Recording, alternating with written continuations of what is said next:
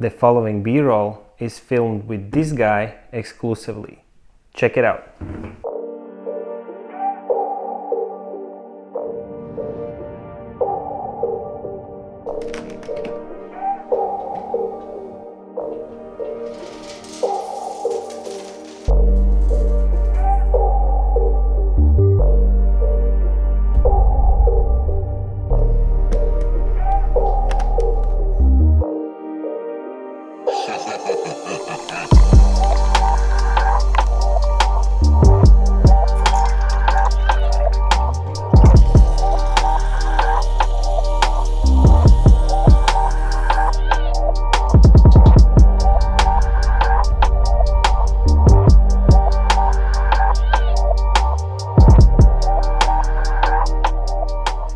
I'm so hyped about this B-roll, just love it so much. We shot it a few weeks ago with my friend Kristaps and we had a lot of fun and coffee, a lot of coffee. But the point is, you tell me, what do you think of this B-roll? And in this video, I will tell you what this thing is, who is it for, how can it be used best.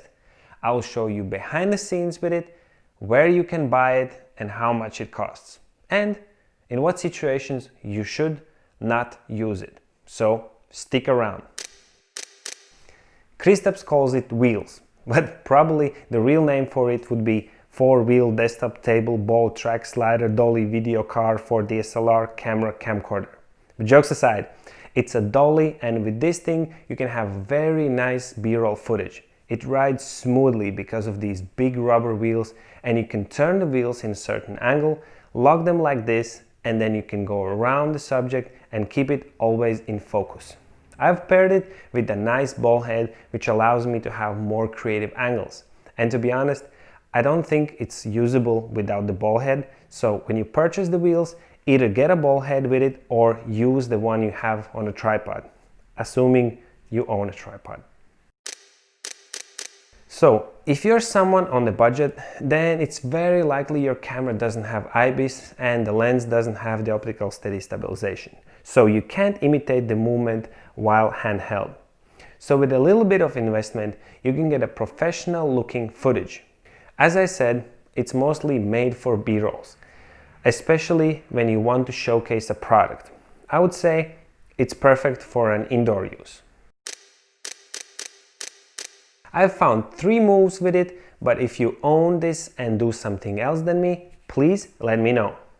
So the first one is to drive towards the object or away from it. You can set the camera to manual focus and have everything out of focus until you come to the point where you stop and have the subject in focus. Most of the times, however, I start the shot where I'm already at the place where the subject is in focus, and then I pull the wheels back, and in post-production I can reverse the video so it seems like I'm coming towards it. Otherwise, it's a bit hard to precisely guess where you need to stop.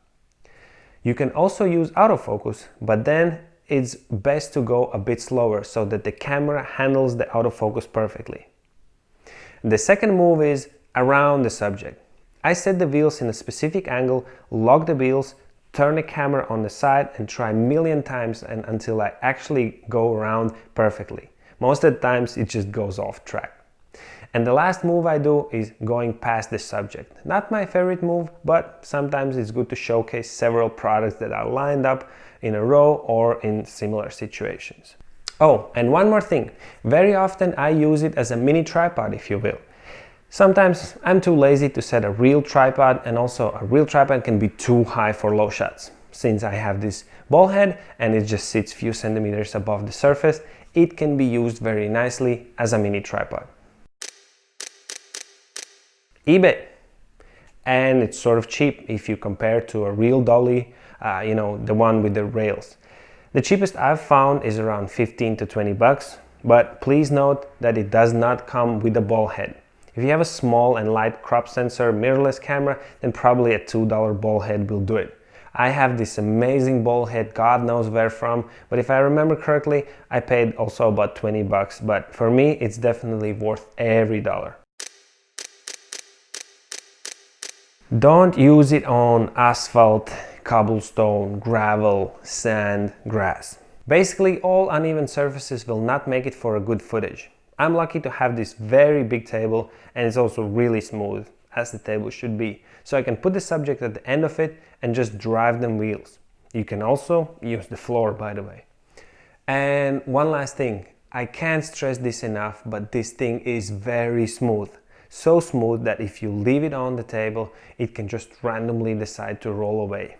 Trust me, it has happened to me that I go running after the wheels just to save my camera from crushing to the ground. So please, put something in between the wheels when you don't use it, or just secure it in any other way.